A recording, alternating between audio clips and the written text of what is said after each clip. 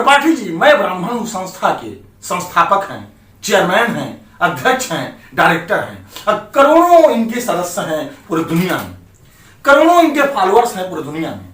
ब्राह्मण, ब्रह्मा, ब्रह्म, ब्रह्मांड, यह शब्द दुनिया में ऐसा कोई नहीं है जो न जानता हो। लेकिन हम इनके माध्यम से एक ब्राह्मण की सच्चाई और अच्छाई दुनिया में, भारत में, वर्तमान में ब्राह्मण की क्या उपयोगिता है, ब्राह्मण क्या कर रहा है, ब्राह्मण क्या कर सकता है, ब्राह्मण की क्या स्थिति है, ब्राह्मण कभी चुनावी चाणक्य बन जाता है, ब्राह्मण कभी राजनीति का विश्लेषक बन जाता है, ब्राह्मण कभी राजनीति को राष्ट्रहित में बदल देता है, ब्राह्मण वास्तव में देखा जाए तो वह हित कर देता है जो हित भगवान के बाद किसी के लिए संभव नहीं है। तो हम अपने चैनल पूरी दुनिया में, जो मेरे चैनल के दर्शक हैं, पूरी दुनिया में मेरे चैनल के जो लोग हैं, उनको मैं ब्राह्मण हूं संस्था के संस्थापक के माध्यम से ब्राह्मण की सच्चाई और अच्छाई को पूरे देश, पूरी दुनिया के लोगों को बताना चाहूंगा और सच्चाई से रूबरू कराना चाहूंगा। त्रिपाठी जी थोड़ा खड़े हो जाएंगे तो बड़ा मजा आ जाएगा। शुक्ला जी आप भी खड़े हो जाइए। सर, सबसे पहले आपका हमारे चैनल पे धन्यवाद है सर, बधाई है, शुभकामना है, बड़ा अच्छा लग रहा है। काशी नगरी है, विश्व की सांस्कृतिक राजधानी है। मैं ब्राह्मण हूं संस्था के आप संस्थापक हैं, चेयरमैन हैं, डायरेक्टर हैं, प्रमुख हैं और इसके लाखों फॉलोअर्स हैं, करोड़ों फॉलोअर्स हैं, करोड़ों मेंबर हैं, जैसा कि मुझे पता चला। संस्था बनाने का क्या उद्देश्य रहा सर? सबसे पहले तो मैं आपका धन्यवाद करना चाहता हूँ। प्रत्येक बोलिएगा तो सबसे पहले मैं आपका धन्यवाद करना चाहता हूँ कि आपने ये अवसर दिया। दूसरी चीज कि आपने बताया कि मैं संस्थापक हूँ, चेयरमैन हूँ, तो आपका तहे दिल से धन्यवाद है। लेकिन मूलतः मैं ब्राह्मण हूँ समिति में मैं कार्य करता हूँ। ये एक समिति है जिसके लिए भारत के सारे, लगभग सारे शहरों में हमारे पास मेंबर हैं और विदेशों में भी बहुत सारे मेंबर हैं। मैं इसके लिए कार्य करता हूं, मैं इसका कोई अध्यक्ष नहीं हूं, हम एक कार्यकर्ता मात्र हैं। सर, देश जब से आजाद हुआ है तब से ब्राह्मणों के बिना सरकार नहीं बनता। ऐसा कोई पार्टी नहीं है, चाहे वह कांग्रेस हो सर, चाहे वह भारतीय जनता पार्टी हो, चाहे वह समाजवादी पार्टी हो, चाहे तृणमूल कांग्रेस पार्टी हो, चाहे वह मतलब कोई पार्टी हो, बहुजन समाजवादी पार्टी हो, कोई क्षेत्रीय पार्टी हो, उसके सलाहकार ब्राह्मण ही होते हैं। सर, जैसा कहा जाता है कि भाजपा को अटल आडवाणी जोशी ने बनाया, कांग्रेस को एओ ह्यूम ने बनाया, उसके भी सलाहकार ब्राह्मण थे। समाजवादी पार्टी को जनेश्वर मिश्रा के सहयोग से बनाया गया। बसपा कांशीराम के साथ भी ब्राह्मण का नाम जोड़ा जाता है। तृणमूल कांग्रेस तो हमेशा से ब्राह्मण ही इसके संस्थापक और इसमें सारे बड़े पद पर रहे हैं। तो क्या कारण है, व्हाट इज द रीजन कि ब्राह्मण ही सबके सलाहकार हैं? पहले आज हम विश्व प्रसिद्ध नगरी बनारस में हैं। बनारस, वाराणसी, काशी दुनिया का मान, सम्मान, स्वाभिमान और विश्व की सांस्कृतिक और आध्यात्मिक और धार्मिक राजधानी कही जाती है। आज हम इस अपने चैनल के माध्यम से एक आवाज पूरे देश, पूरे दुनिया, पूरे विश्व के लोगों को, अपने दर्शकों को हम बताना चाह रहे हैं। भारत की आजादी 15 अगस्त 1947 को मिली, लेकिन आजादी की जो प्रथम आवाज उठाया वह पंडित लोकमान्य बाल गंगाधर तिलक, जिनका स्लोगन था कि स्वतंत्रता मेरा जन्म सिद्ध अधिकार, इसे मैं लेकर के रहूंगा।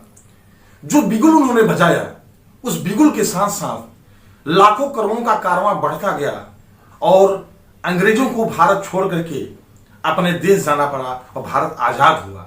आज हम एक बहुत प्रॉस्परस टॉपिक, बहुत प्रॉस्परस उद्देश्य को लेकर के हम आए हैं। एक संस्था है मैं ब्राह्मण हूं। ब्राह्मण जो है, ब्राह्मण के कई रूप दिखने को मिलते हैं दुनिया में। ब्राह्मण नारायण का भक्त भी होता है, ब्राह्मण परशुराम भी होता है, ब्राह्मण सुदामा भी होता है, ब्राह्मण चाणक्य भी होता है, ब्राह्मण आर्यभट्ट भी होता है। मैंने एक स्लोगन पढ़ा था, बनारस में ही पढ़ा था कि मैं ब्राह्मण हूं, यदि मैं नारायण का भक्त बना तो मैं दुनिया का हित कर दूंगा, यदि मैं परशुराम बना तो मैं उन आतताइयों का अंत कर दूंगा जिनसे दुनिया परेशान होता है, यदि मैं सुदामा बना तो भगवान का सखा बनूंगा और दुनिया का भला कर जाऊंगा, और यदि मैं चाणक्य बना तो नीति से उस सत्ता को बदल दूंगा जो सत्ता देश दुनिया के खिलाफ में रहती है। और यदि मैं आर्यभट्ट बना तो ऐसा आविष्कार कर दूंगा जो आविष्कार भारत के लिए, दुनिया के लिए उच्च स्तर पर ही नहीं बहुत बड़े स्तर पर लेके जाती है। तो मैं ब्राह्मण हूं, एक समिति भी है हिंदुस्तान में, भारत में, इंडिया में, दुनिया में। मैं ब्राह्मण हूं समिति के जो अध्यक्ष हैं वह है अजित त्रिपाठी। जरा हम बनारस में नदेसर से जा रहे थे, मेरी मुलाकात हो गई। वैसे मैं इनको व्यक्तिगत तौर से कई सालों से जानता हूं। त्रिपाठी जी, मैं ब्राह्मण हूं संस्था के संस्थापक हैं, चेयरमैन हैं, अध्यक्ष हैं, डायरेक्टर हैं। करोड़ों इनके सदस्य हैं पूरी दुनिया में, करोड़ों इनके फॉलोअर्स हैं पूरी दुनिया में। ब्राह्मण की चिड़िया कब बोला जाता था? भारत की अर्थव्यवस्था शुरू कहां से हुई है, इसके प्रारंभ में जाइए, इससे शुरुआत में जाइए। आपको बताऊं कि पहले क्या होता था कि ब्राह्मण जो होता था, ब्राह्मण जब उत्पत्ति शुरू हुई तो ब्राह्मण ज्ञान देने का कार्य करता था। फिर ब्राह्मण ने एक अर्थव्यवस्था का एक नींव बनाया जो मंदिरों से स्टार्ट हुई। सबसे पहला जो पलायन शुरू हुआ वो ब्राह्मणों का पलायन शुरू हुआ, जो दक्षिण में राजाओं ने उनको बुलाया, हर गांव में एक मंदिर बनाया गया। उस मंदिर से अर्थव्यवस्था की शुरुआत हुई। हमने भजन बनाया, हमने संगीत दिया, आर्ट शुरू हुआ, वहां से मूर्तिकारी शुरू हुई और वहीं से पूरी मतलब राजा लोग कलेक्शन भी करना शुरू किए। तो पूरी जो अर्थव्यवस्था बनाई गई वो ब्राह्मणों के द्वारा ही शुरू की गई है। इस राष्ट्र को जब सोने की चिड़िया बोला जाता था, जब ब्राह्मणों को प्रमुखता दी जाती थी। हम साइंस का एक फैक्ट है कि डीएनए नहीं बदला जा सकता है। हमारे पुरखों ने जो लाखों साल, करोड़ों साल जो तप किए हैं, उसी डीएनए से उत्पन्न आज के डेट में मैं आपके सामने खड़ा होकर बात कर रहा हूं। तो हमें जब उचित मौका दिया गया, जब भी उचित दिया गया, तो भारत सोने की चिड़िया बन गई। ऐसा क्या कारण हुआ कि गुलामी के कई सालों के बाद जब 1947 में राष्ट्र आजाद हुआ, लोग मनुस्मृति की बात करते हैं कि मनुस्मृति में वर्गों में विभाजित कर दिया गया। मनुस्मृति ने कर्म आधारित विभाजन किया। असली विभाजन हमारे भीमराव अंबेडकर साहब के संविधान के द्वारा हुआ, जहां जन्म आधारित विभाजन हुआ। आज ब्राह्मणों को शिक्षा में अवसर नहीं मिलते हैं, आज ब्राह्मणों को नौकरी में अवसर नहीं मिलते हैं। आज इसरो में देखिए ना कितने हिंदी भाषी ब्राह्मण हैं जो वहां पे मतलब उच्च पोजीशन में। आप जाके देखिए, एनएससी, स्टॉक एक्सचेंज देखिए, बैंकिंग देखिए, हर जगह से हम किनारे हो चुके हैं। हमको उचित अवसर ही नहीं दिया जा रहा। हम क्लास 1 में पढ़ने के लिए आरक्षण क्योंकि आपके पास सुविधाएं हैं नहीं, एजुकेशन इंस्टीट्यूट है नहीं जहां पे सारे लोगों को समाहित किया जाए। 130 करोड़ की आबादी में ब्राह्मणों को कहीं भी आप मौका नहीं दे रहे। हमको एक लेवल प्लेइंग फील्ड नहीं दे रहे कि जहां हम एक जगह से दौड़ पाए। हमने कब सत्ता चाहिए? सर मैं करेंट बात करूंगा। करेंट में भाजपा को ब्राह्मण नहीं बनाया है। अटल भी ब्राह्मण थे, आडवाणी जी ब्राह्मण थे, मुरली मनोहर जोशी जी ब्राह्मण थे। तीनों ब्राह्मणों ने भारतीय जनता पार्टी को बनाया। आडवाणी जी ब्राह्मण नहीं थे। चलिए उस टॉपिक पर, आडवाणी को मैं ब्राह्मण, सब ब्राह्मण कहते हैं, मैं भी ब्राह्मण कहता हूँ, कोई बात नहीं है। और दीनदयाल उपाध्याय जी का भी इसमें नाम आता है। ब्राह्मण की बनाई हुई पार्टी में उत्तर प्रदेश में सुनने में आता है, कुछ लोग कहते हैं कि ब्राह्मणों के साथ अत्याचार, अनाचार, दुराचार और बेकार आचार हो रहा है। क्या कहेंगे सर उत्तर प्रदेश सरकार पर? देखिए, जब तक संसाधनों का उचित तरह से सबके बीच में बांटा नहीं जाएगा, संसाधनों को जब एक विशेष वर्ग को ज्यादा प्रश्रय दिया जाएगा।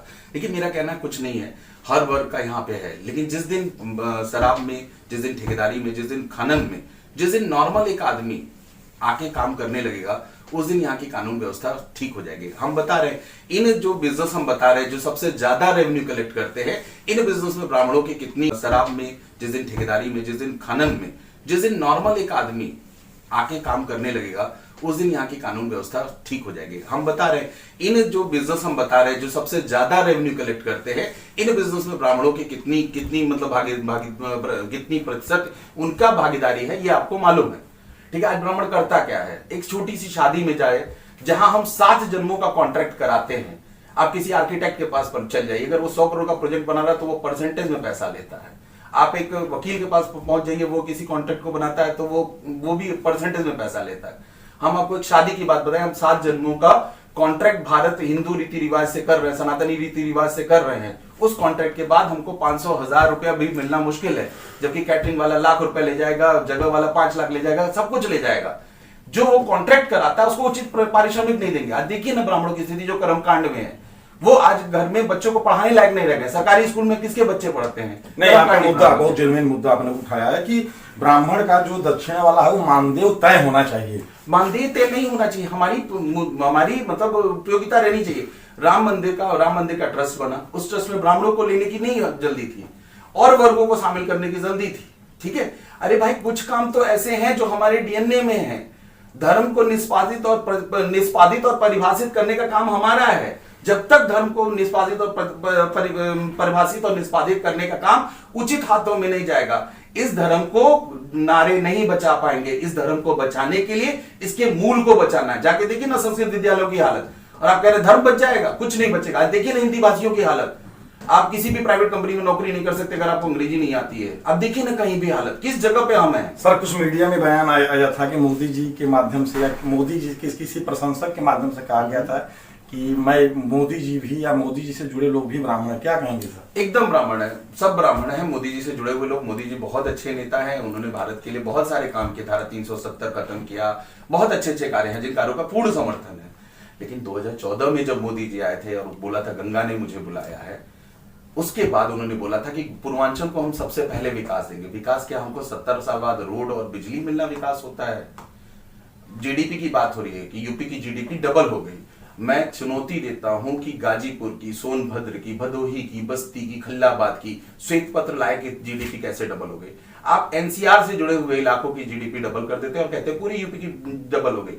कौन सा ऐसा कारण है कि 80 सांसद उत्तर प्रदेश में होंगे? जब भारत का विभाजन हुआ, भारत आजाद हुआ, तो भाषाई आधार पर सर मैं मुद्दा बनाऊंगा। अभी मैंने आपसे जोर देकर कहा कि मैं आडवाणी को ब्राह्मण मानता हूँ। अटल जब तक इन बातों को कोई भी सरकार नहीं देखेगी। अब आपको छोटा सा मुद्दा बताए, ब्राह्मण कल्याण आयोग की बात हो रही है। ब्राह्मण कल्याण आयोग राजस्थान ने भी बना दिया, कर्नाटक में है, उत्तराखंड में है। ब्राह्मण के नाम लेने में यहाँ के राजनीतिक दलों को, राजनीतिक नेताओं को शर्म आती कि ब्राह्मण का नाम न ले लें। जाटलैंड की बात हो गई, यादवलैंड की बात हो गई, जहां ब्राह्मण प्रभुत्व में ब्राह्मण लैंड की कोई चैनल बात कर रहा है? सर ब्राह्मण को तो ब्रह्मांड के से देखा जाता है सर, ब्रह्मांड से, पूरी दुनिया से देखा। एकदम ठीक है, लेकिन जब आप शासन सत्ता से ब्राह्मणों को चुन चुन के निकालेंगे, पूजा पद्धति हम निकाले गए हैं, कोई मानदेय नहीं है। काशी विश्वनाथ कॉरिडोर, जिसने इस काशी विश्वनाथ कॉरिडोर, जिसकी जमीन पे है, क्या आपको मालूम है काशी विश्वनाथ के महंत का काशी विश्वनाथ कॉरिडोर में क्या योगदान, मतलब कोई लेना देना भी नहीं है, उनको जाने तक की अनुमति नहीं है। सर मैं तार्किक तौर पे अटल आडवाणी और जोशी का एक तरह से, जैसे आप ब्राह्मण है तो वंशज तो कहीं जो है जैसे कह सकता हूँ, और मैं यह कहना चाहूंगा कि ब्राह्मण क्या मुख्य मुद्दा क्या आप इस समय उठा रहे हैं सर? चलिए देखिए, मुख्य मुद्दे की पहले बात कर ले, पहले आपके वो अटल जी और अडवाणी जी और मुरली मनोहर जोशी जी पे बात कर ले। ब्राह्मण वोट बैंक नहीं है, जो मैंने पहले कहा उसको फिर दोहराता हूं। एक ब्राह्मण नेता रख लेने से ब्राह्मण वोट बैंक नहीं बन जाएगा आपका कि आपके पास 2 ब्राह्मण नेता, आपके पास 4 ब्राह्मण नेता, आपके पास 6 ब्राह्मण। मूल मुद्दों पे बात की, मतलब कई ब्राह्मण नेता से कोई मतलब नहीं। ब्राह्मणों के लिए उचित कदम आपने क्या उठाए हैं? तो क्या मांग कर रहे हैं भारत सरकार से? देखिए, ब्राह्मण कार्ड की बात, या कोई कार्ड की बात, कोई ब्राह्मण के लिए योजना की बात, स्कीम की बात, ब्राह्मण की कर्मकांड में जो दक्षिणा मिलता है उसमें भी सरकार के कुछ सहयोग की बात, या ब्राह्मण की जो आर्थिक और राजनीतिक या विकसित दशा है जो खराब, उसके लिए कुछ तमाम तरह के कानून ला करके योजनाओं की बात, क्या आप मोदी जी से मांग करना चाह रहे हैं सर? सबसे पहले आरक्षण में मानवाधिकारों की बात की गई है। सबसे पहला है कि जो SC/ST कानून में जो बदलाव किए गए हैं कि बिना किसी जांच के पहले जेल में डाल दिया जाएगा, ये कानून पूरी तरह से मानवाधिकार का हनन है। ये शुद्ध राजनीति है। हम सिर्फ ब्राह्मण पे आपसे बात कर रहे हैं, ब्राह्मण पे बात कर रहा हूं मैं। SC/ST में सबसे ज्यादा प्रताड़ित, आप निकाल लीजिए आंकड़े, हमने पूरा तो उस टॉपिक को छोड़िए, आप बताइए कि ब्राह्मण के लिए सरकार से आप क्या मांग करना चाहते? बोलने तो दीजिए सर। ठीक है, पहला मांग है SC/ST कानून को नियम अनुसार किया जाए, ब्राह्मण कल्याण बोर्ड का गठन किया जाए। ब्राह्मणों को जैसे स्टार्टअप योजना में, स्टैंड अप योजना में बैंकों से ऋण मिल रहा है, उसमें SC/ST के लिए अलग से ऋण है। ब्राह्मणों को कम से कम स्वरोजगार के लिए ऋण देने की एक व्यवस्था बनाई जाए, एक फंड बनाया जाए। और अगर उत्तर प्रदेश में ये फंड नहीं बनाया जाए जिसमें कम से कम 2000 करोड़ रुपया दिया जाए, जो ब्राह्मणों के हित के लिए कार्य करे। आप अल्पसंख्यकों के हित के लिए आयोग बना के रखे, उसमें करोड़ों रुपया दे रहे हैं। ब्राह्मण हित के लिए क्या कोई फंड नहीं होना चाहिए? जो कर्नाटक बना सकता है, उत्तराखंड बना सकता है, राजस्थान बना सकता है, तो आप क्यों नहीं बना सकते हैं? ये मुद्दे हैं। मानदेय तय होना चाहिए, जितने भी कर्मकांडी ब्राह्मण का है, मिनिमम वो खत्म होकर ब्राह्मणों के हाथ में आना चाहिए। ठीक है, चाहे वो राम मंदिर हो, चाहे काशी विश्वनाथ कॉरिडोर हो, ये सब सरकार मतलब अपने कब्जे में। आपकी सरकार ब्राह्मणों के लिए क्या कर रही है? आपकी संस्था? अच्छा, हमारी संस्था ब्राह्मणों के हितों के लिए, ब्राह्मणों के कर्मकांड के लिए हम लोग ने ट्रेनिंग सेंटर बनाए हुए हैं। ज्योतिषाचार के लिए हम मॉडर्न टेक्निक के साथ ज्योतिष वेधशाला खोलने की बात, वो वेधशाला खोलने के दिशा में बहुत सारे प्रयास हम लोगों ने कर रहे हैं। मंदिरों को मतलब आर्थिक अर्थव्यवस्था का एक बहुत बड़ा केंद्र बनाने के लिए हमारी संस्था काम कर रही है। और फिर पढ़ाई लिखाई में हम आगे गुरुकुल के लिए कुछ नहीं कर रहे हैं सर? गुरुकुल बहुत बड़ा प्लेस रहा ब्राह्मणों का। गुरुकुल के लिए जो प्लेस है उसी की हम बात कर रहे हैं, जो हम लोग मंदिर के रूप में आर्थिक व्यवस्था का संचालन करने के, आर्थिक व्यवस्था को उन्नत करने के लिए प्रयास कर रहे हैं। उसमें हमारे बहुत सारे कार्य चल रहे हैं, रिसर्च चल रहा है, जहां से हम बच्चों को ज्योतिष में इंटरनेशनल लेवल का ज्योतिषाचार्य बनाना चाहते हैं, जिनको मॉडर्न टेक्निक के साथ ज्योतिष का अच्छे से प्रेडिक्शन कर पाए। जो हमारे मूल बच्चे हुए, जो हमारे कर्मकांड में अच्छे से, मतलब कर्मकांड में हम लोग सिर्फ सत्यनारायण भगवान की कथा, अभ्यास आदि तक है, वो कर्मकांड में ऐसे ऐसे बहुत सारी पद्धतियां हैं जिससे विश्व शांति आ सकती है, विश्व में लोगों का उद्धार हो सकता है। उस पर रिसर्च के लिए हम लोगों ने टीम बनाई हुई है जो रिसर्च कर रही है, जिसमें ब्राह्मण भी हैं, रिसर्च साइंटिस्ट भी हैं, और सारी चीजें हैं जो मॉडर्न टेक्निक के साथ हम रिसर्च कर रहे हैं, जो आने वाले दिनों में अगर हिंदू संस्कृति या सनातन संस्कृति को आपको बचाना है तो जिन चीजों की जरूरत है, मैं ब्राह्मणों संस्था उसके लिए लगी हुई लगातार। सर, मैं ब्राह्मण हूँ, कार्यकर्ता के तौर पर विश्व दुनिया के ब्राह्मणों से, दुनिया के लोगों से, दुनिया के सरकार के प्रमुख से क्या कहना चाहेंगे आप? देखिए, ब्राह्मण सबसे बड़ी बात है अपने लिए होता ही नहीं है। ये जब भी होगा विश्व शांति के लिए होगा, विश्व के उद्धार के लिए होगा। ये जब भी काम करेगा तो विश्व के लोगों के, हर आदमी के उद्धार के लिए काम करेगा, चाहे वो आध्यात्मिक उद्धार हो, चाहे सांसारिक उद्धार हो, चाहे व्यवसायिक उद्धार हो। ठीक है, हम सिर्फ लोगों को देने के लिए आए हैं, बस हमको थोड़ी सी आप इज्जत दे दीजिए। ठीक है, जो जाति सूचक शब्द, जिसमें हरिजन शब्द के लिए, जाति सूचक शब्द के लिए कानून है, तो लोग पंडित जी को भी आजकल उसी जाति सूचक शब्द से इस्तेमाल कर रहे हैं। उसमें थोड़ी सी इज्जत दीजिए, सनातन भी बचेगा और भारत फिर से सोने की चिड़िया बनेगा। धन्यवाद, बड़ी ऊंची बात इन्होंने बताया। यदि इस चैनल के माध्यम से, इस हमारे चैनल के माध्यम से यदि आवाज भारत सरकार के गृह मंत्री, वर्तमान में गृह मंत्री अमित शाह तक, इस चैनल के माध्यम से यदि हमारी आवाज इस देश के प्रधानमंत्री और वाराणसी जिले के सांसद नरेंद्र मोदी तक जाती हो, यदि इस चैनल के माध्यम से पूरी दुनिया के जितने भी देश के प्रमुख हैं, प्रधानमंत्री हैं, राष्ट्रपति हैं या प्रमुख हैं, उन तक जाती हो, तो तत्काल ब्राह्मण एक ऐसा कौम है दुनिया में, ब्राह्मण एक ऐसा समुदाय है दुनिया में जो कभी अपने लिए दुनिया में नहीं रहा, वो हमेशा विश्व के हित के लिए, विश्व जनमानस के हित के लिए काम किया। लाखों वर्ष, करोड़ों वर्ष जंगलों में, पर्वतों पर जाकर के तपस्या करके दुनिया की रक्षा किया, दुनिया को बचाया तपस्या से और अपने धर्म से, अपने कर्म से, अपने सनातनी और वास्तविक कर्म से पूरी दुनिया का रक्षा शस्त्र से, शास्त्र से किया। और वर्तमान समय में ब्राह्मण को उपेक्षित न किया जाए। नहीं, जिस दिन ब्राह्मण समाज जाग जाएगा, जिस दिन ब्राह्मण समाज, पूरी दुनिया का ब्राह्मण समाज, जैसा कि हमने भी सुना है, पुराण कहता है कि शेर में यदि आलस्य खत्म हो जाए तो संसार में शेर को कोई परास्त नहीं कर सकता, और शेर में यदि आलस्य खत्म हो जाए तो संसार में शेर को कोई परास्त नहीं कर सकता।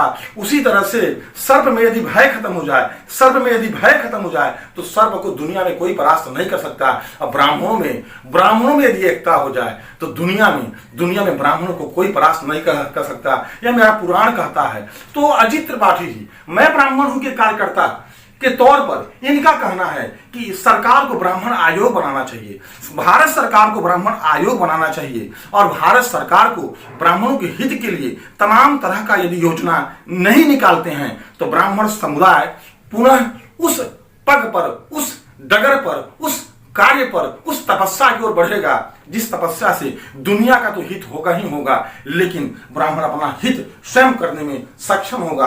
ब्राह्मणों का जो इतिहास करोड़ों खरबों वर्ष का रहा है वह हमेशा दूसरों के लिए रहा है, और जिस दिन ब्राह्मण अपने पे आ गया तो वह कदर, वह डगर, वह राह, वह संसाधन बना देगा जो दुनिया का, भारत का, हिंदुस्तान का, इंडिया का तो हित होगा, विश्व का भी हित होगा। और समस्त लोग, समस्त प्रमुख लोग, भारत देश के लोग, विश्व के लोग यदि यह आवाज सुनते हो तो तत्काल ब्राह्मण आयोग बनावे, क्योंकि ब्राह्मण एक जात से ही नहीं, ब्राह्मण एक विचारधारा से निहित है, ब्राह्मण एक धार्मिक कार्यों से निहित है, ब्राह्मण तमाम प्रकार के टेक्नोलॉजी, टेक्निकल सिस्टम से निहित है। और तत्काल यह आवाज यदि मैं पुनः गुजारिश करता हूं, मैं पुनः रिक्वेस्ट करता हूं कि अभी रिक्वेस्ट मूड में ब्राह्मण है, मोदी जी तत्काल ब्राह्मण आयोग बनावे, ब्राह्मणों के हित के लिए तमाम तरह का स्कीम लावे, तब तो जाकर के भारत देश का हित होगा, भारत का हित होगा।